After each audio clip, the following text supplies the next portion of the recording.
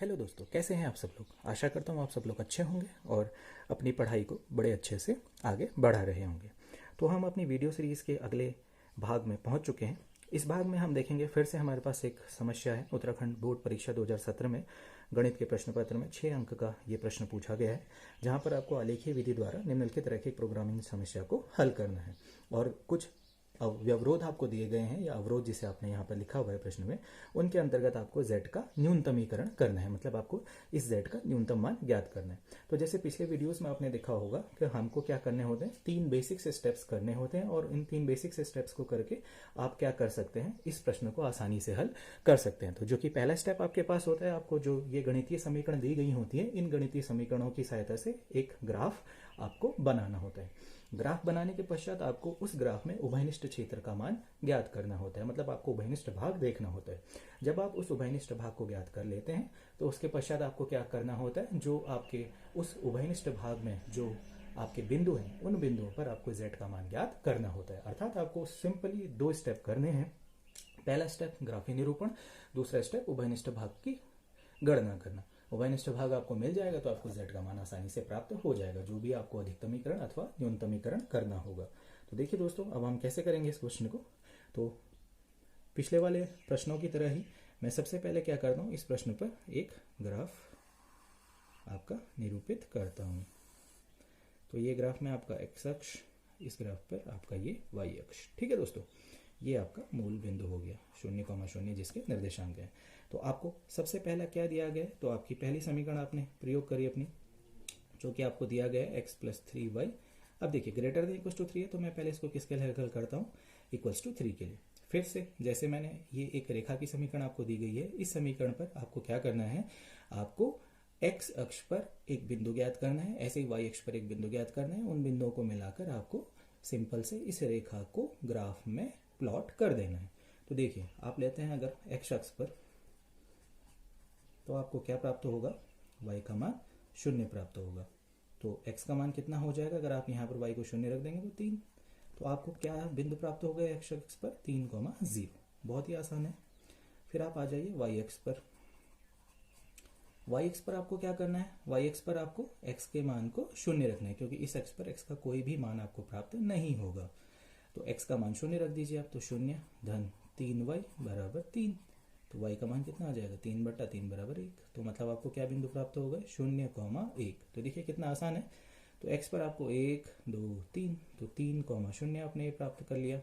y x पर 0,1 है, 1 2 3 अगर आप डाल लें यहाँ पर, तो ये क्या हो जाएगा आपका 0,1। ये बिंदु प्राप्त हो गए। तो 2 बिंदु आपको प्राप्त हो गए। इन दोनों बिंदुओं को मिलाते हुए अगर आप एक रेखा खींच लेंगे, तो आपको ये ग्राफ प्राप्त हो जाएगा।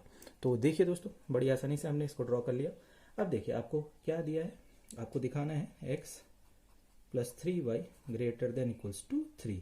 अब क्या है, इस ग्राफ से बड़ा, ये क्योंकि ये जो लाइन है ये किसको रिप्रेजेंट कर रही है, किसको व्यक्त कर रही है, x + 3y बराबर 3 को व्यक्त कर रही है।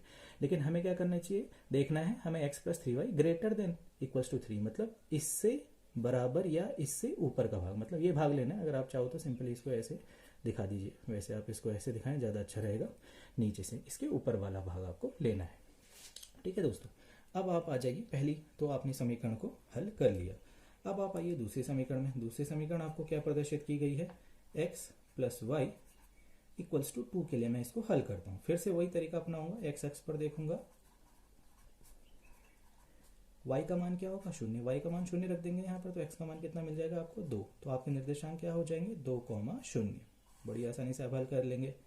y अक्ष पर आप देखें, तो y अक्ष पर आपको क्या प्राप्त होगा, x का मान 0। x का मान अगर आप 0 रख देंगे यहाँ पर, तो y का मान आपको आसानी से 2 प्राप्त हो जाएगा। तो आपके बिंदु क्या आ जाएंगे, 0,2। तो देखिए आपको क्या चाहिए, 2 बिंदु। एक बिंदु ये है आपका 2,0, और दूसरा बिंदु कितना है आपका 0,2। तो ये 2 बिंदु प्राप्त हो गए। इन दोनों बिंदुओं को मिलाते हुए आप स्केल की सहायता से एक सुंदर सी रेखा बना सकते हैं। तो मैं अब इस रेखा जो भी आपने बनाई उसको यहाँ पर नामांकित कर देता हूँ। तो x + y अब आपको चाहिए ग्रेटर देन इक्वल्स टू 2। तो ग्रेटर देन इक्वल्स टू 2, जैसे मैंने कहा कि ये क्या होगा, इससे ऊपर वाला भाग। तो देखिए हमारा यह वाला एरो सही से बना है पहले से ही। तो देखिए आपको ये वाला भाग देखना है, इस रेखा से ऊपर वाला भाग।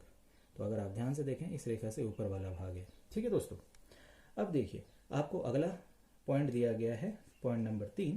तो पॉइंट नंबर 3 में यहाँ पर लिख देता हूँ। पॉइंट नंबर 3 में आपको दिया गया है x, y greater than equal to 0। तो जैसे मैंने कहा था आपको कि x भी 0 से बड़ा होना है, तो x 0 से बड़ा ये वाला जो आपका तल है, इस तल में अगर आप यहाँ से आगे बढ़ेंगे तो यहाँ पर आपको क्या मिलेगा, x का मान 0 से अधिक मिलेगा। तो ये वाला भाग है x greater than equal to 0 और y greater than equal to 0 मतलब ये ऊपर वाला भाग।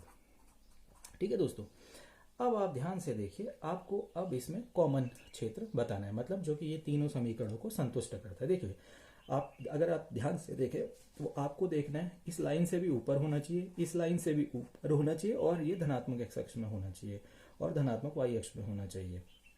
तो देखिए दोस्तों, मतलब आपका उभयनिष्ठ क्षेत्र कौन सा है, देखो इस लाइन से भी आगे होना चाहिए, इस लाइन से भी आगे होना चाहिए। तो देखिए दोस्तों, ये वाले भाग को अगर मैं दिखाऊं आपको,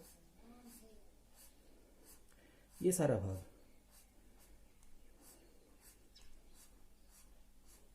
ये सारा ही भाग जो धनात्मक x एक्सिस और धनात्मक y एक्सिस में, जिसको आप प्रथम चतुर्थांश कहते हैं, इस प्रथम चतुर्थांश में ये भाग आपको मिल जाएगा। तो ये उभयनिष्ठ भाग है। देखिए दोस्तों, अगर मैं इसको लाइन से यहाँ पर ड्रॉ करूँ तो ये, उसके बाद ये, उसके बाद ये इधर वाला आगे को। अब आप देखिए, आप आगे को तो यहाँ आप लिमिट बता नहीं सकते क्योंकि x अनंत तक कहीं तक भी जा सकता है, y आगे कहीं तक भी जा सकता है, क्योंकि सिर्फ आपको इतना ही कहा गया है कि x ग्रेटर देन 0 है और y ग्रेटर देन 0 है। तो अब आपको सवाल में जैसे भी आपने देखा, यहाँ पर आपको अधिकतम मान नहीं पूछा गया, आपको न्यूनतमीकरण मतलब न्यूनतम मान ज्ञात करना है। तो देखिए दोस्तों, हमारे पास बिंदु कौन कौन से हैं। एक बिंदु हमें ये प्राप्त है, इसको मैं a लिख दूं तो जिसके निर्देशांक 0,2 है। एक बिंदु मैं इसको लिख लेता हूँ, ये बिंदु आपका b है, इसके निर्देशांक मुझे अभी ज्ञात नहीं है, जो मैं अभी निकालूंगा। एक बिंदु ये आपका c, इसको मैं c से व्यक्त कर देता हूँ, तो इसके निर्देशांक आपको प्राप्त है। तो देखिए दोस्तों, आपको क्या क्या बिंदु प्राप्त हुए। एक बिंदु a है जिसके निर्देशांक आपको पता है 0,2। बिंदु b, इसके निर्देशांक अभी हमें ज्ञात नहीं, मैं ज्ञात करूंगा। उसके बाद बिंदु c, जिसके निर्देशांक आपको क्या दिए गए हैं, 3,0। ठीक है दोस्तों, तो अब आप देखिए बिंदु बी के निर्देशांक आपको ज्ञात करना है। तो आप ये देखिए, ये बिंदु बी कौन सी दो रेखाओं का कटान बिंदु पर उपस्थित है। तो ये दो रेखाएं एक दूसरे को काट रही हैं, तो इन्हीं के कटान बिंदु पर बिंदु बी उपस्थित है। तो रेखा काट रही है, तो आपने कौन सी दो रेखाएं हैं, तो आप उन दोनों रेखाओं को लिखिए पहले। x प्लस 3y बराबर 3, एक समीकरण ये हो गई। x प्लस y बराबर 2, दूसरी समीकरण ये हो गई।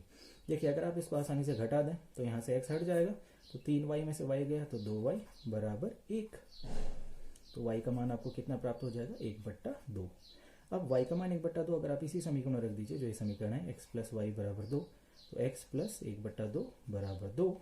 तो यहाँ से आपको x का मान कितना मिल जाएगा, 2 माइनस 1/2 मतलब 3/2। 2 दूनी 4 माइनस 1 3, 3/2। तो आपको बिंदु क्या प्राप्त हो गए, देखिए x का मान आपको मिला है 3/2, y का मान आपको मिला 1/2। तो आपने बिंदु b के निर्देशांक भी ज्ञात कर लिए, 3/2, 1/2। तो मैं यहाँ पर लिख देता हूँ। अब आपको अंतिम स्टेप पर आप पहुँच गए हैं। अंतिम स्टेप में आपको क्या करना होता है, आपको एक टेबल बनानी होती है। इस टेबल पे इन सारे बिंदुओं को निरूपित करके z के मान को ज्ञात करना होता है। तो ये आपके बिंदु हो गए और यहाँ पर आपको z का मान प्राप्त होगा। तो बिंदु a, जिसके निर्देशांक हैं आपके 0,2, इस पर अगर आप z का मान निकालेंगे, देखिए z क्या दिया गया है आपको सवाल में, 3x प्लस 5y। तो मतलब x का मान 0 रखना है, y का मान 5 रखना है, सॉरी 5 नहीं 2 रखना है। तो अगर आप रखेंगे तो y का मान 2 रखिए, तो 5 दूनी 10, तो z का मान आपको 10 प्राप्त हो गया। बिंदु b, जिसके निर्देशांक आपको 3/2, 1/2 दिए गए हैं, तो रखिए। देखिए मैं यहाँ पर रखता हूँ 3 गुणा 3/2 धन 5 गुणा 1/2। तो देखिए कितना आ जाएगा, 3 3 9/2 धन 5/2। तो लॉस कितना आ जाएगा 2, और 9 में 5 जोड़ेंगे तो आप कितना प्राप्त हो जाएगा, 14। तो 2 7 14, तो आपको यहाँ से 7 प्राप्त हो गया। बिंदु सी, जिसके निर्देशांक 3,0 है, तो यहाँ पर x का मान 3 रखिए, y का मान 0 रखिए, तो 3 3 9, क्योंकि y तो 0 है तो वो 0 हो जाएगा। तो आपको तीनों बिंदु प्राप्त हो गए, जिन 3 उभयनिष्ठ बिंदुओं को आपने ज्ञात किया था। अब इन सवाल के आधार पर आपको न्यूनतमीकरण करना है। तो देखिए 3 मान है आपके 10, 7 और 9, तो सबसे कम मान क्या है आपका 7। तो मतलब आपका यही आपका इस प्रश्न का आंसर हो जाएगा। तो बी आपको बिंदु वो प्राप्त था जिस पर x का मान 3/2 था, y का मान 1/2 था, और न्यूनतमीकरण मतलब न्यूनतम मान आपको ज्ञात करना था, जो कि इस प्रश्न का आंसर हो जाएगा, जो कि 7 है। तो देखा दोस्तों, आपने कितने आसानी से इस 6 अंक के प्रश्न को हल कर लिया। तो इसी प्रकार आप आसानी से सारे प्रश्न हल कर सकते हैं। तो ओके दोस्तों, मिलते हैं नेक्स्ट वीडियो में, तब तक के लिए गुड बाय, टेक केयर।